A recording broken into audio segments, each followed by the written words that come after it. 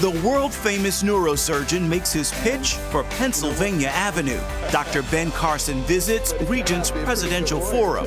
Plus, the real story behind the land of Palestine and the claims to the territory. This is not quite historically true.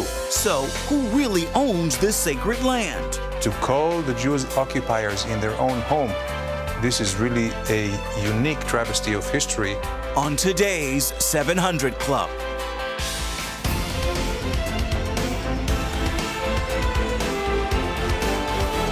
Welcome, folks. I guess it's got time to remind you that this is Super Tuesday for a number of states. So if you happen to live in that swath of states that runs from Virginia to Texas, you might be sure you vote, because I think these votes are going to be very, very important.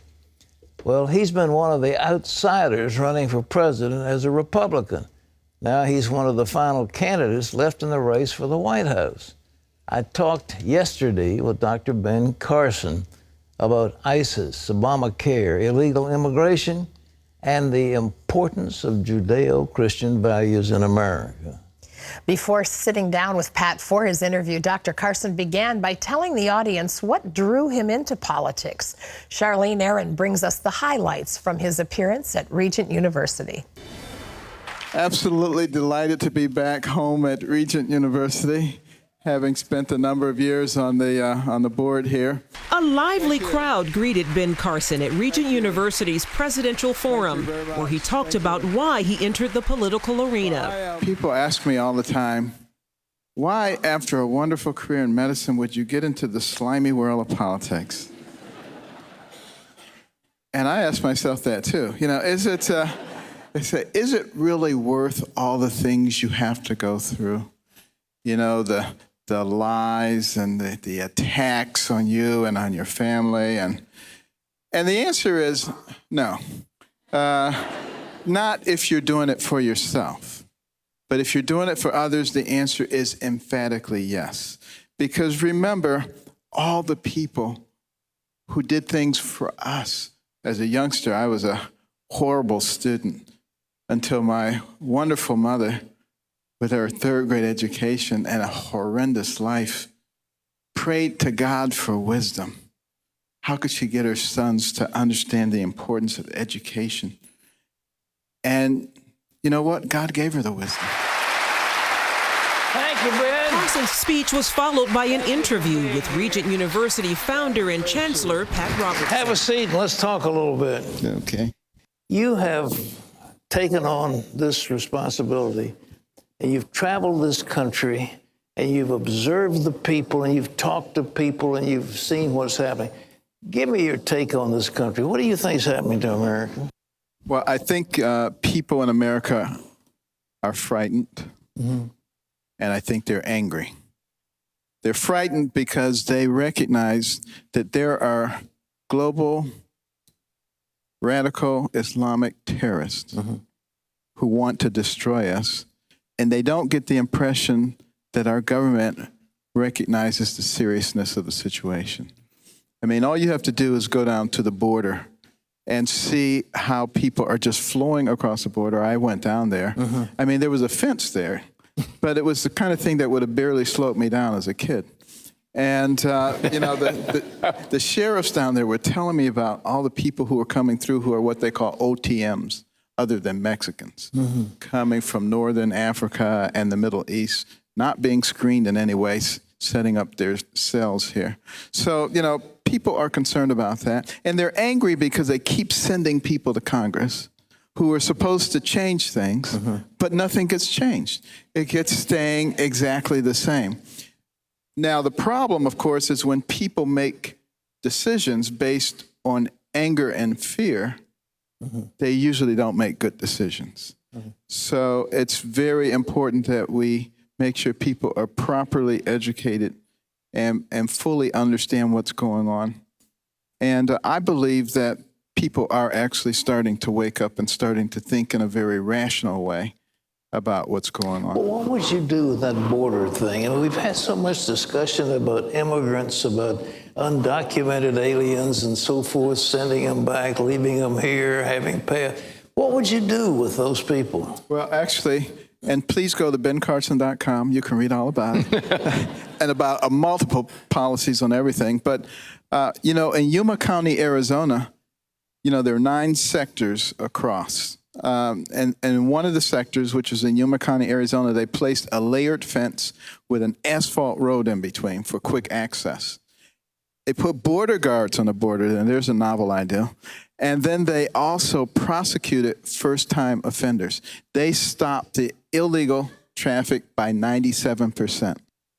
That's amazing. Now, if we did the same thing across all 9 sectors and included motion detectors and drones for early detection, I think you could get it pretty close to 100.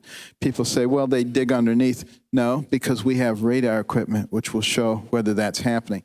Now, that would stop that part of the migration. The second part is you have to cut off the spigot that supplies the goodies. There can be no goodies. If there are no goodies, people aren't going to be incentivized to come here. So you stop that. And then I think it's, you still have the 11.5 million people here. What are you going to do with them?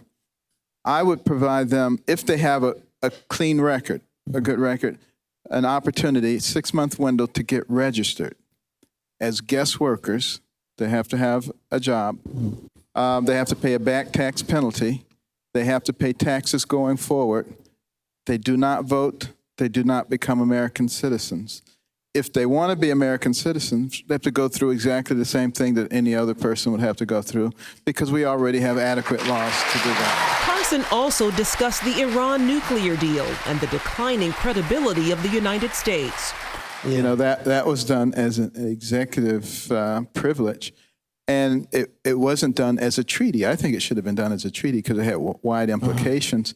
And not only was it a horrible deal, but, what does it say to all of our friends and allies throughout the Arabian Peninsula, most of whom are Sunnis? And, of course, Iran is the capital of the Shiite ideology. So it basically is like we stab them all in the back, and then we come to them and say, you be our boots on the ground, and we'll be the Air Force. Are you kidding me? No wonder there's no enthusiasm for us. And we turn our backs on our friends. We turn our back on Israel. We turn our back on Ukraine. We turn our backs on everybody. And we're destroying the confidence that people used to have in us. So that needs to be restored, I think, urgently, because then we can get people to act in conjunction with us, and it gives us a lot more leverage. ISIS, ISIL, Islamic State in the Levant, Islamic State in Syria. Why don't you think the president will call those people who they are? He will not use the term Islamic terrorists. He will not use it. They took out of the FBI training manual 1,000 pages dealing with Islamic terrorism. What mindset do you think's going on there? Well, it's hard to understand his mindset, to be honest with you. Last week, as you know, the media was all over me because I said Barack Obama didn't grow up with the typical African-American experience. And I said, he grew up in Hawaii. He had white grandparents who were very affluent, went to a private school, spent his formative years from 10 to 14 in Indonesia with his white mother. I said, do you think that's a typical African-American experience? But, during those formative years, who knows what was going through his head? And then when he came back here, mentor Frank Marshall Davis, a card-carrying communist. So it's very hard to understand what his motivations are and what he thinks. But I don't think it necessarily would be the same as mine.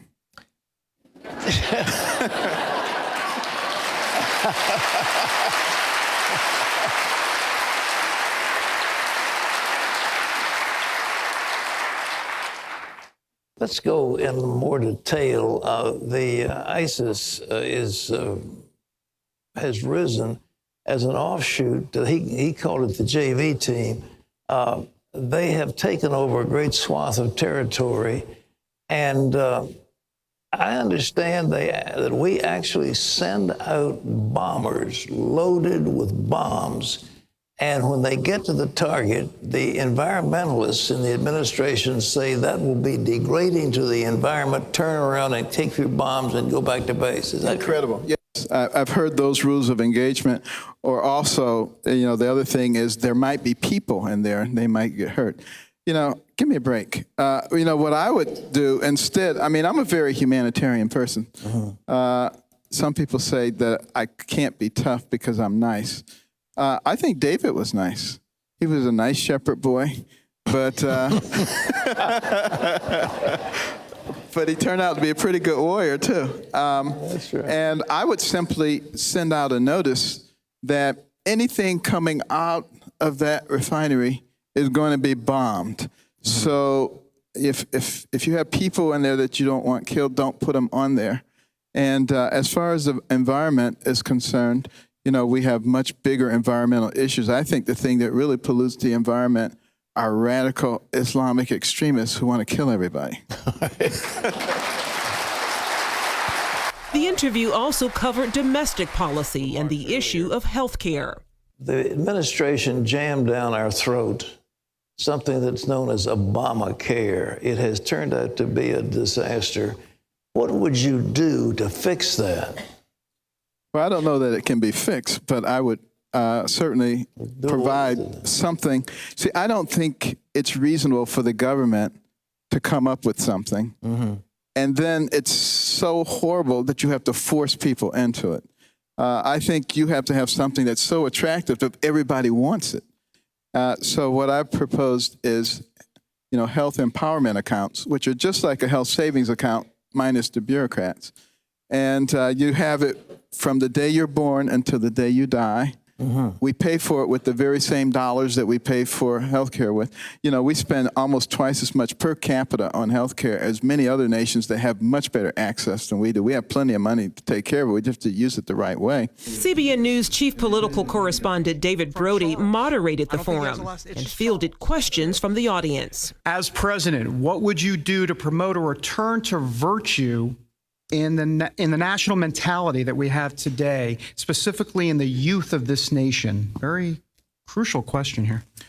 Well, one of the reasons that we've gotten away from virtue is because of the politically correct environment that says there is no right, there is no wrong, everything is relative. The same thing that happened in the Roman Empire with the great philosophers with the long white beards and the flowing robes. There is absolutely nothing wrong with the values and principles that made us into a great nation. And this is a nation that does have a Judeo-Christian foundation. And a lot of people try to tell you that our founders, they were deists and they didn't believe in God. That's not true. Benjamin Franklin said, can anything occur without God's notice and intervention? And he rules in the affairs of man. If he can see a sparrow fall and be caring about it, you wouldn't say that if you were a deist. And there are multiple quotes if you look in our book America the Beautiful from our founders. I would begin to emphasize those once again. And if I were president, I would work very hard on eliminating the ban on Christianity in our public schools. What are your specific criteria for a judicial nominee? I think you have to look at their entire life. And, Matthew 7:20 says, by their fruit you will know them. That's what I mean by the fruit salad. You look at what kind of things have they ruled on, what kind of groups are they associated with, what have they done throughout their lives will tell you a lot more than an interview or several interviews that they've been prepped for. Yes. You're a dear friend. We wish you the best, and thank you so much for being here for this very informative forum. God bless you. Thank Dr. you. Ben Carson. Well, that was fun. He was on our board for Regent many, many years. He and his wife, Candy, were dear friends, and he got into this thing from being a distinguished head of the pediatric neurosurgery at Johns Hopkins Hospital. So, He's such a man of character. Common sense. Yes. He is very smart. Yeah. And you know, one of the things that wasn't shared in that video that he said was, when people say, you know, are you qualified to do this? He talked about what it took to put a team together of surgeons and anesthesiologists and experts who all had big egos, didn't necessarily like each other, but were the best in their field. He's done it. I first interviewed him, I thought, this guy, you know, he's got this kind of funny little beard and everything. I think there's just no way. But he did something nobody had ever done. He took apart conjoined twins. They were joined at the head, and he was in the operating room for hours, and he did something nobody had ever done in history, and it was a successful where both of these twins lived, and of course he became an international star. But anyhow, he's running for president. He's the last of the ones that we have shown. We have had a tremendous forum, and it has been my privilege to interview each one of them as they came through, and I hope that it has been able to shine a light on who they are, what they believe, and to bring some wisdom and understanding to this complex process. Been good, Well, it was wonderful, and Regent was a great place to host it. So Regent University also always on top of what's happening. Well, it's Super Tuesday today, and up next we're going to look at what to expect on the biggest voting day of the year leading up to the presidential election. So stay with us.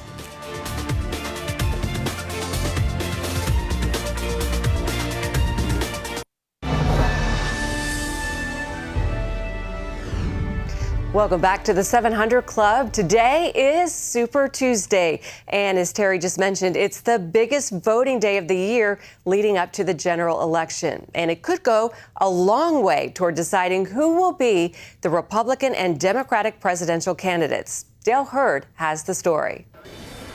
1/4 of Americans in a dozen states and a U.S. territory are going to the polls today, with a combined 1,610 delegates on the line for both parties. A new CNN poll shows Trump with a commanding lead over all the other Republican candidates with 49%, to Marco Rubio's 16% and Ted Cruz's 15%, with Ben Carson and John Kasich trailing. And Hillary Clinton is dominating Bernie Sanders in the Democratic race as well. Clinton and Trump are looking to build insurmountable leads. Clinton challenger Sanders and Trump rivals Rubio and Cruz are looking to simply remain alive. And the only campaign that can beat Donald Trump is us. Cruz is hoping to win decisively in his home state of Texas. Leading up to today's vote, he was out talking about religious liberty and the Supreme Court nomination. Well, let me be very clear to the men and women of Texas. I will not compromise away your religious liberty. And the jabs between Donald Trump and Marco Rubio were still flying. We are not going to allow a con artist to take control of the party of Lincoln and Reagan. In Florida, where he comes from, this guy couldn't be elected dog catcher. And at Trump's appearance in Virginia, tension as a Time magazine photographer and a Secret Service agent got into a scuffle. And protesters tried to disrupt the Trump rally. Tens of thousands of people. Are you back there, darling? Who's protesting? Anybody? Oh, get out of here. Get them out. Get them out. Ted Cruz has a good chance to claim both Texas and Arkansas, while Marco Rubio might hang on to win Minnesota. But Trump seems to be in the lead everywhere else, including Rubio's home state of Florida. On the Democratic side, Hillary Clinton looks to maintain her lead over Bernie Sanders. I don't think America has ever stopped being great. What we need to do now is make America whole. We can win the Democratic nomination. But only if Sanders can pull a rabbit out of the hat today. A fundraising email from Clinton shows she's already looking past Sanders and targeting GOP frontrunner Donald Trump.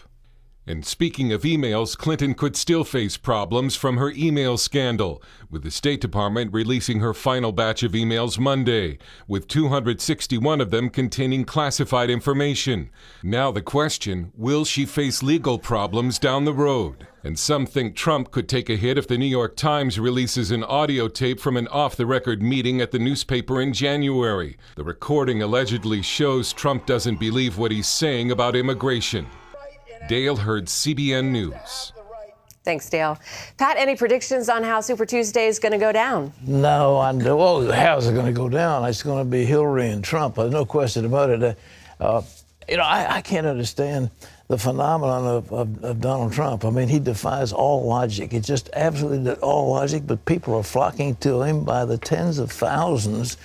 And, of course, Hillary is Hillary, and Bernie Sanders is a socialist, and nobody ever really thought that a socialist from Vermont was going to take the Democratic nomination, and Hillary is doing what was expected of her. She's winning that contest. So it'll be interesting, but she's turning their fire on the Donald, and boy, when they build you up, I say they build up a candidate, and everything's just right.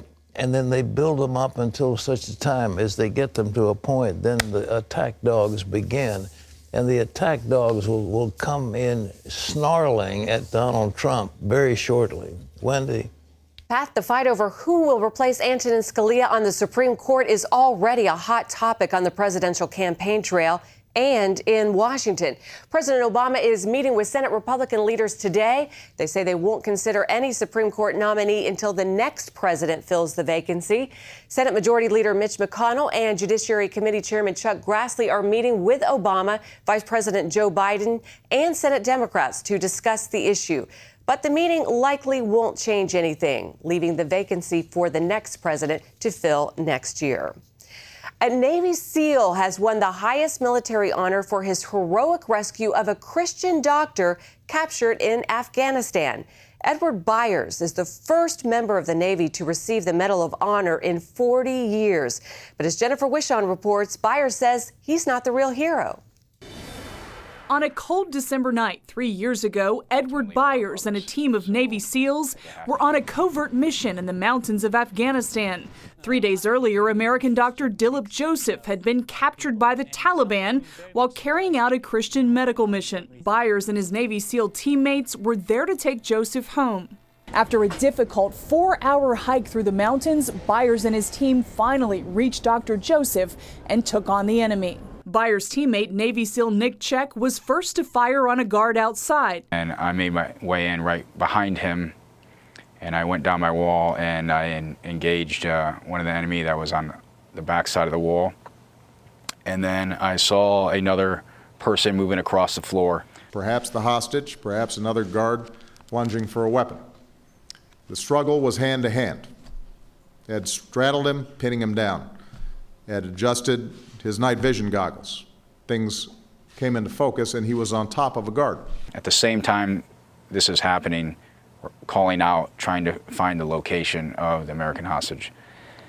And finally, he spoke up, and it was at that time that I jumped off the guy I was on and onto the doctor. While shielding Dr. Joseph with his body, Byers detected another threat. There was a guy who was right behind him within arm's reach. He was armed, and I was able to pin that guy to the wall by his throat. It was chaotic, but within minutes, Byers had saved the life of Dr. Joseph and his teammates. For his valor, President Obama awarded him with the highest honor of the military. But success came with a price. The first SEAL to rush in during the rescue, Nick Check, didn't survive. The award is truly his. He was an American hero. Although Byers and his fellow SEALs are among the most elite fighters in the world, Byers says he relies on his faith in battle. I wore the St. Michael the Archangel patch on my back for every deployment, every mission I've ever been on. And I've always said a prayer to protect us. He joins a prestigious list of military men who've worn or wear the Medal of Honor. Jennifer Wishon, CBN News, the White House. Thanks, Jennifer. The first Navy SEAL to receive the Medal of Honor in 40 years, Pat. That's incredible. Well, a lot more of them are qualified, but they run under the radar. You're not even aware of the exploits of these brave men. But my goodness, we like heroes. A hero like that, we like to acknowledge, and he's a hero. And boy, we need heroes. Terry? Congratulations to him. Well, coming up, we've all heard about the Palestinian people, but who are they really? Well, the answer just may surprise you. Never in history was there a Palestinian nation or a Palestinian state. They were all Arabs. We'll debunk more myths about the Middle East after this. Stay with us.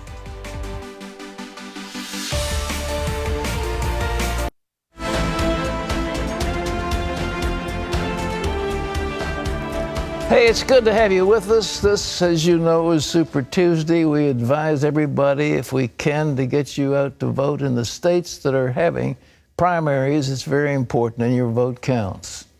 Well, it's the most volatile land dispute in history. Both the Jews and the Palestinians claim ownership of the biblical lands of Judea and Samaria. It's also known as the West Bank. Palestinians claim their ancestors have lived there for thousands of years, long before the Jews. But is that claim supported by history? Gordon Robertson takes a closer look at the actual facts.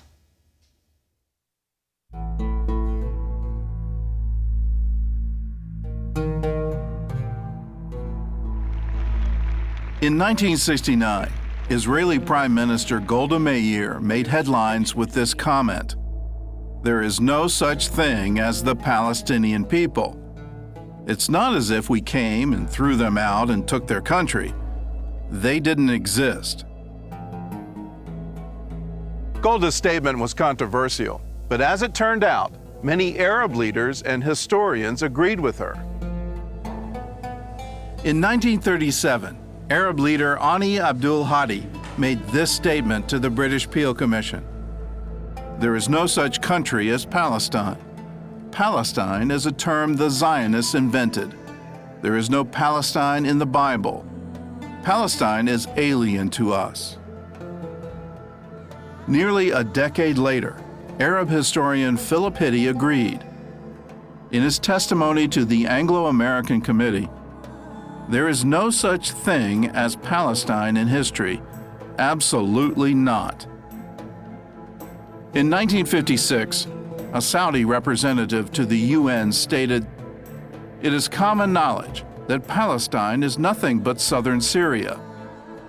And more recently, Syrian dictator Hafez al-Assad gave this lecture to PLO leader Yasser Arafat: "Never forget this one point. There is no such thing as a Palestinian people. There is no Palestinian entity. Palestine is an integral part of Syria."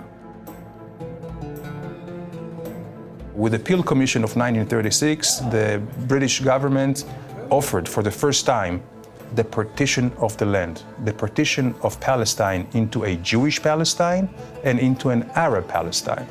We were all Palestinians because this was the nature of this administrative unit, Palestina. Now the Palestinians are owning this nationality as being the nation of Palestine, but this is not quite historically true. So what is the historical truth? Who are the Palestinians and what are their claims to the land of Israel? Let's take a look.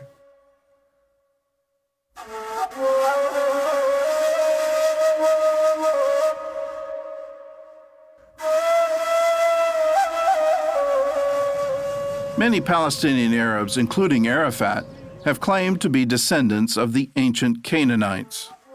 A convenient argument, since the Canaanites were the first known inhabitants of the land of Israel. Even as recently as May of 2014, a PA spokesman stated that the Palestinians have been in the land for 5,000 years. But history shows that there's no way the Palestinians could be related to the Canaanites, because the Canaanites were almost completely obliterated by the Israelites in the 13th century BC. The few that remained were assimilated into Israelite culture. Palestinians also claim that the ancient Philistines are their ancestors, and it's true that they take their name from the tribe of Goliath. But do they actually share DNA?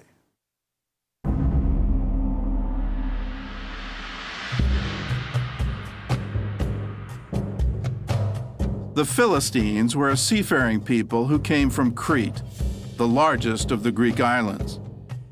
The Philistines got their name from the Hebrew word Plishtim, which actually means invaders. Palestine means invaded land. Why should we call it that? When the Philistines invaded Israel in the 12th century BC, they stayed close to the Mediterranean coast. They never settled in Jerusalem, Hebron, or Jericho, all cities claimed today by the Palestinians. By the 7th century BC, the Philistines had been assimilated by the Assyrians, then conquered by the Babylonians. From there, they disappeared from the pages of history. And experts say no one alive today could prove Philistine lineage. But if the Palestinians want to claim them, they would have to acknowledge that their real ancestral homeland is not Israel, but the Greek island of Crete. The Palestinians may not have gotten their DNA from the Philistines, but they did get their name. When the Roman Emperor Hadrian conquered Jerusalem in AD 135, he was determined to eradicate even the memory of the Jews and erase their connection to the land of Israel. So Hadrian renamed the region after their historical enemies, calling it Syria Palestina, the Latin translation for Philistine. So if they're not Canaanites and they're not Philistines, who are the Palestinians? Biologically, they share DNA with Saudis, Iraqis, Syrians, and Jordanians. Simply put, they're Arabs. Never in history was there a Palestinian nation or a Palestinian state.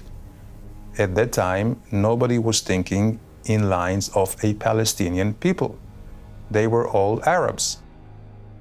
Behind me is one of the most controversial pieces of real estate in the world.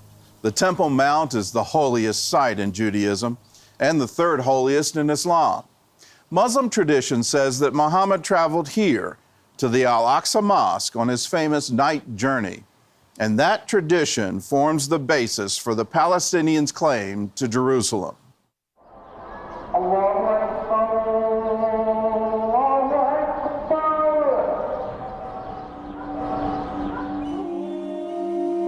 Arabs claim Jerusalem as the Islamic city of Al-Quds. But there's no record that the Prophet Muhammad had ever been there, and even his armies didn't arrive there until 5 years after his death. The city of Jerusalem isn't mentioned even once in the Quran, while the Hebrew Bible mentions it more than 600 times. In Muhammad's lifetime, it was a fairly unimportant city in the Byzantine Empire. It was a Christian city without a single mosque. When the Muslims conquered Jerusalem, they chose to build their mosques on the Jewish Temple Mount, believing it to be a holy site. There they built the Dome of the Rock and the Al-Aqsa, whose name was copied from the story of the night journey in the Quran. Several Muslim scholars place the construction of the mosque around 690, while Muhammad died in 632. So how could Muhammad's famous night journey have taken him to a mosque in Jerusalem that wouldn't be built until after his death? The Quran doesn't mention Jerusalem, but says that Muhammad's dream flight took him to Al-Aqsa, which means the farthest place. Early Islamic scholars interpreted that to mean a heavenly place, or the courtyard of Allah. That all changed as Islam evolved into a political force. During the Crusades, the Muslim general Saladin changed Islamic tradition to strengthen the Muslim claim to Jerusalem. He stated that Muhammad's flight took him not to heaven, but to the Al-Aqsa Mosque in Jerusalem. And today, the Jewish Temple Mount is also the third holiest site in Islam, second only to the Arabian cities of Mecca and Medina.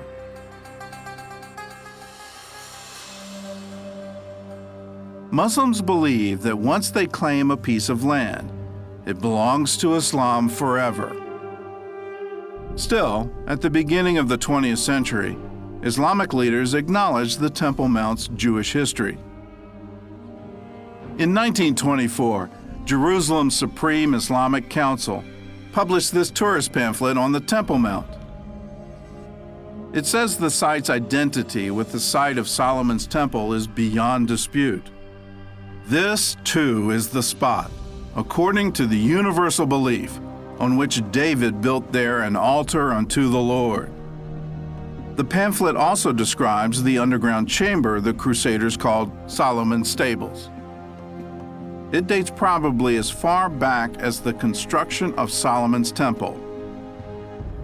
In 1927, a strong earthquake damaged the mosque, and during renovations, archaeologists analyzed the structure.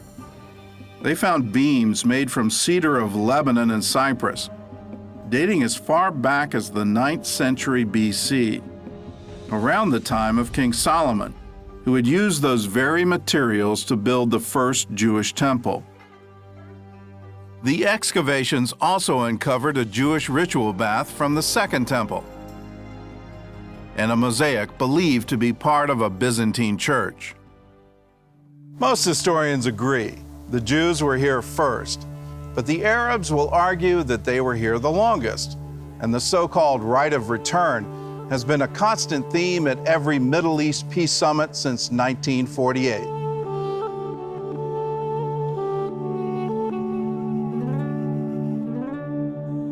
From the Crusades until the 19th century, the Arab population had only grown from around 200,000 to 300,000.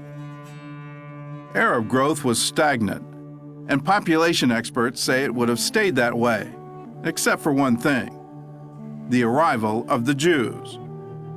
With the waves of Jewish immigration starting in 1882, Arabs started flooding into Palestine from neighboring countries. And they came for two reasons. One, to enjoy a higher standard of living in Palestine, and two, to fight the immigration of the Jews who made that standard of living possible. By 1948, the Arab population of Palestine was 1.3 million. The British governor of the Sinai once remarked, "It is very difficult to make a case for the misery of the Arabs if at the same time their compatriots from adjoining states could not be kept from going in to share that misery." Some experts say, if the Palestinian Arabs want a legal return to their countries of origin, they would have to return to places like Egypt, Iraq, Morocco, and Syria, but not to Israel.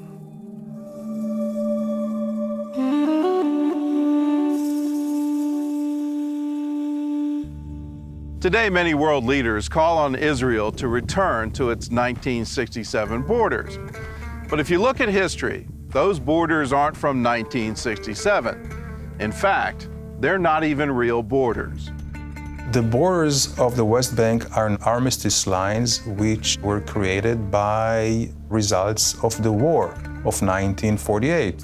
And at the end of the war, this is where the armies stood still. This is how the quote-unquote border of 1967 or of 1949 was created. So the 1967, which is an armistice line, served as a border between Israel and the state of Jordan. And the state of Jordan also annexed the West Bank, and it became part of Jordan. When Jordan occupied the West Bank and East Jerusalem in 1949, the Jews were ethnically cleansed from both places. At least 30 synagogues were destroyed. and Jews were banned from holy sites like the Western Wall, while Palestinian Arabs living there automatically became Jordanian citizens. So Israel can't go back to the so-called 67 borders for three reasons. One, before 1967, the West Bank was controlled by Jordan, not by the Palestinians, and Jordan's annexation of it violated international law. Two, the land was legally promised to the Jews by the British Mandate of 1922. And three, there was no Palestinian state in 1967, or ever. As Golda Meir once said, how can we return the occupied territories? There is no one to return them to. The term occupation is when you possess something which is not yours or which is someone else's. This is not the case of the West Bank. When you talk about occupation, yes, there were many occupations over the West Bank, starting with the Babylonians and Assyrians and Greeks and Romans, all the way to the Ottomans and to the Brits. To call the Jews occupiers in their own home, this is really a unique travesty of history. The West Bank was never held by the Palestinians. They were never sovereigns.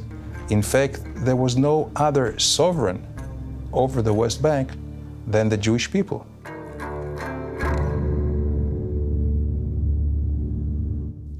Well, you say, well, why are you spending so much time on this? Well, the truth is, this could be the flashpoint for a global conflict, and ultimately it will center on Jerusalem.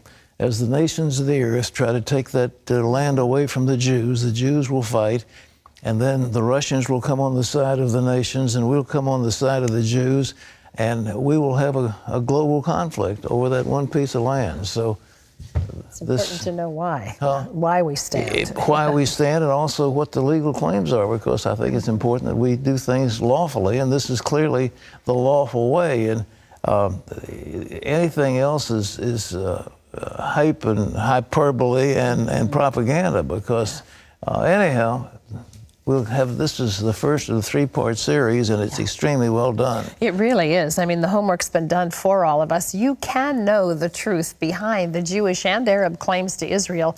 We want you to get your own DVD copy of CBN's program, Whose Land Is It? And you do that with a gift of $10 or more. In this three-part series, Gordon Robertson reveals the facts behind the Jewish and Arab claims to the land of Israel and the refugee problem that exists there today. So if you'd like to order your DVD, just log on to cbn.com/whoseland, or you can call 1-800-759-0700. Just say you'd like it for yourself. Also, be sure to join us tomorrow, because part 2 of Whose Land Is It is going to air, and I think you'll find it very, very fascinating. Well, still ahead, we're going to bring it on with your email questions. Deborah says, I'm in love with a Christian man who's addicted to pornography. Should I keep looking the other way when it comes to his addiction? Stay tuned. Pat's going to answer that, and it's all coming up later.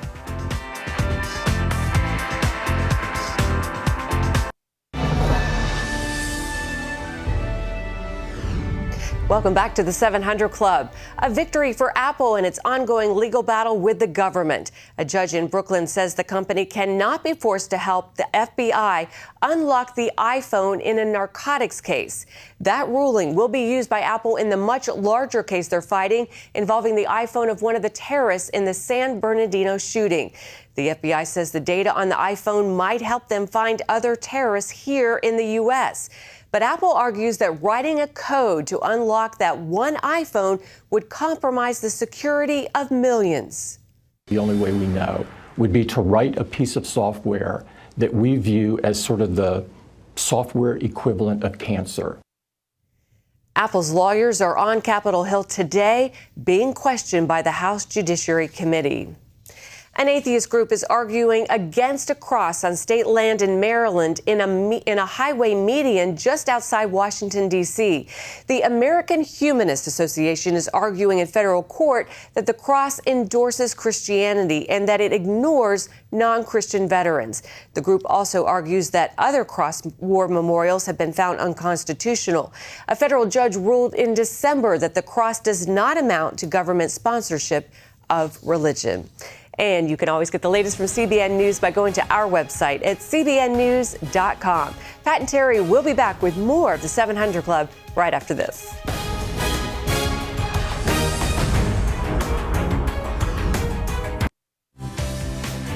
To listen to our top songs of the week, go to CBN Radio at cbn.com.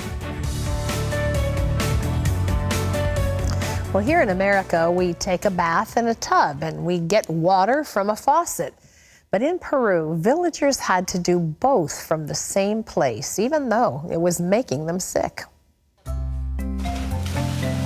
This creek is the only source of water that 10-year-old Enoch and his family have for drinking and bathing. But that didn't seem to matter to Enoch until he saw something in the water. One day when I was bathing, we saw human waste in the water. We rushed to get out. Enoch's family still had to bathe in and drink the water, and they didn't have any means to purify it. The water smells awful. A few times when I drank it, I threw up.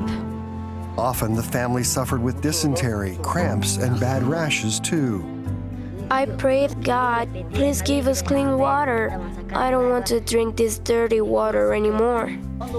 CBN hired a missionary pastor who also happens to dig wells for a living to come and dig a well for Enoch and his community. God gave me what I asked for.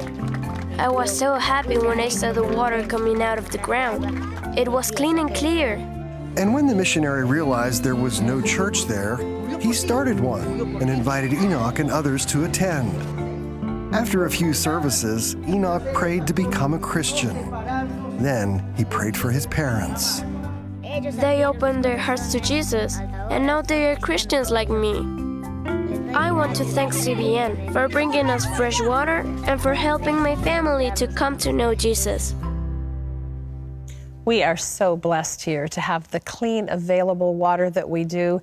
It's not just Peru where people are drinking water that is so filthy you can't even see through it. It's happening in many places around the world. And one of the things that CBN partners do every day is provide clean drinking water for people in various areas that are in places where animals are bathing in the same place that people are washing and then drinking the same water. It's part of what 700 Club members do. They make a difference in the midst of the need in the lives of other people. Would you like to be a part of that? You can change the world, and together we can do even more. So call right now. Join the 700 Club. Our number's toll free. It's there on your screen. It's 1-800-759-0700. What does that look like? Well, it's a commitment of 65 cents a day, $20 a month. That makes you a 700 Club member. Call now. Join with thousands of us who are out to make this kind of a difference in the lives of people. And listen, our way of saying thank you for caring about others is to send you Pat's latest teaching. I love this. It's called Heaven, What God Has Prepared for Those Who Love Him. Here's someone from Fitzgerald, Georgia, James, who watched this. He said, your Heaven DVD is a great blessing to watch. To have heaven revealed helps feed faith in our hearts in perilous times. We want you to know what God's prepared for you. It's pretty special. So call now, join the 700 Club. You'll have the satisfaction of knowing you're touching other people's needs, and you'll be blessed with heaven. Questions? Okay, time for email. Questions. This is Deborah, who says, I am in love with a Christian man who's good in every way but one. He has an addiction to pornography. We are not married yet, and we are both in our later years, having survived the death of spouses. I would like to spend the rest of my life with this man, but I don't know if I can or should keep looking the other way when it comes to his addiction. Listen, you're not going to reform him. This is one of the most difficult addictions to cure, and it is pervasive. And how can you possibly have a love affair, an intimate love affair with a man who's looking at naked women having sex with whoever they have sex with? You just don't need to walk away. Yes. Run. Yeah. All right. This is Angela, who says, I know the Bible says not to steal, but I did. I've asked God to forgive me, but I still feel a weight on me, and it keeps popping back in my head. I love God, know it was wrong, and I'm not even sure why I did it. How do I get over this? Well, look, that's just one of the commandments. I mean, thou shalt not kill, you shall not commit adultery, you shall not covet, etc. If the thing weighs on your heart, the chances are you haven't given the money back. So if you stole something, give it back. Yeah. Try to make restitution, or go to the person that you defrauded and admit it and say, look, I'm sorry. I took your watch and I pawned it and lost it, and I asked you to forgive me. But that's what you do. All right? This is Gloria, who says, I'm 69 years old and searching for a church home. However, I am totally turned off by the obnoxiously loud music in the churches I visited in the last 9 years. I've tried to stay in one after another, but I just can't stand it. I don't need to be entertained. I just want to worship the Creator God, be at peace in His house, and hear an inspired gospel message. Is that too much to ask in this modern age? I might add, you might want to seek out an Episcopal church or a Catholic church or some More church traditional? that has a traditional worship service. If you want to know the truth of the matter, that so-called worship music drives me nuts. You know, I mean, they go on and on and on and on. I don't blame you. So there is a place of worship. I mean, the Catholic Church, they have very traditional, you might not want to go for all those other rituals. But I think you look Lutheran, the traditional. Sing the hymns of the church. You know, the hymns of Luther. Well, we leave you with today's Power Minute from Psalm 122. Pray for the peace of Jerusalem. May they prosper who love you. Well, for Terry and Wendy and all of us, we'll see you tomorrow. We'll have more results of the Super Tuesday. Don't forget to vote.